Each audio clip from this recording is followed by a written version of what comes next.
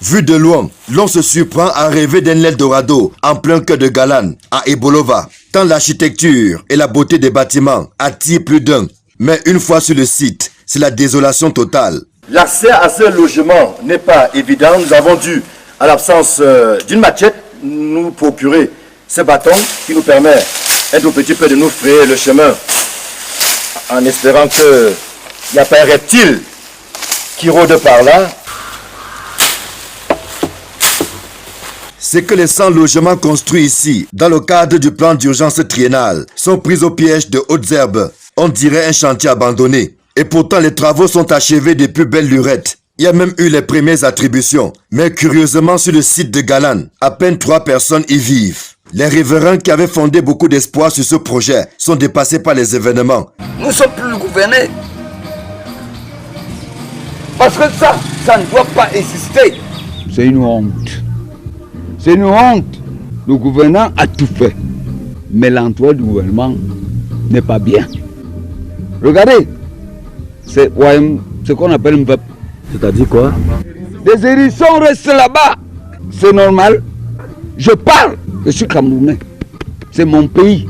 Ce qui m'énerve, c'est que le Cameroun veut avancer. Il y a des gens qui asphyxient l'avancement.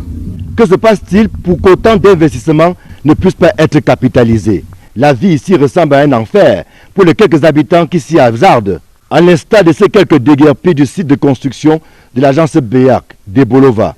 On a peur parce que non seulement il n'y a pas les gens, mais c'est la brousse. Et dans l'obscurité, vous vous rendez compte. Et dans les maisons où on nous a logés, il n'y a pas l'eau. On va chercher l'eau là-bas, en bas. Est-ce que de temps en temps, les gens de la SIC passent par ici? Ils sont passés pour les clés. Pour nous faire signer le problème de clés, le problème de porte, la maison, qu'on ne salisse pas la maison. C'est tout.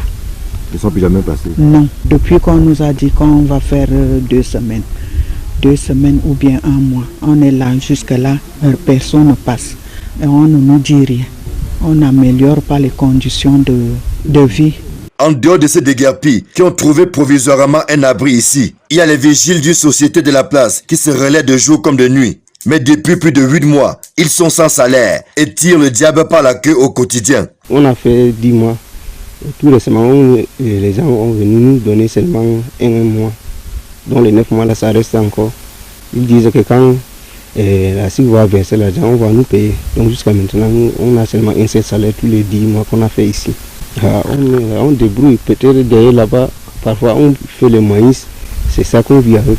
C'est plutôt notre collègue, mes frères, même peut-être ils nous donnent quelque chose à quoi manger. Mais quand on trouve le job quelque part ici au logement, qu'on a quelqu'un demande à défricher sa maison aux alentours là, on nous motive quand même quelque chose. C'est ça qu'on vit même depuis. Ils disent seulement qu'on attend, la SIC n'a pas encore versé l'argent, on patiente jusqu'à aujourd'hui. On ne sait pas comment on peut même faire.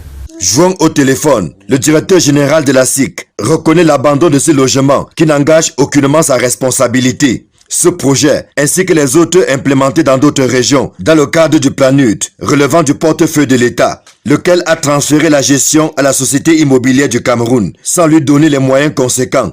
Amadou Sardaouna promet des révélations fracassantes sur ce qu'il considère comme une campagne de sabotage visant à ternir son image, alors que le problème de ce logement est ailleurs. En attendant, c'est la désolation au sein de la population locale. Ce d'autant qu'au milieu de ces immeubles abandonnés se trouve une école maternelle et primaire qui devrait normalement entrer en fonction lors de la prochaine rentrée scolaire. C'est à se demander si le site de Galan, qui avait servi de cadre au comice agropastoral d'Ebolova, n'est pas maudit. Alors que l'on digère à peine le spectacle désolant des tracteurs abandonnés dans la broussaille, voici que notre spectacle nous est servi avec les logements sociaux qui attendent désespérément preneurs, alors que les populations ont besoin d'un logement décent. Ici à Galan, c'est un mur d'incompréhension, un mur d'interrogation et de questionnement sans véritable réponse. Ici Galan, Roger Takala, Emmanuel Diop, Marcelin Gansop, Equinox Télévision.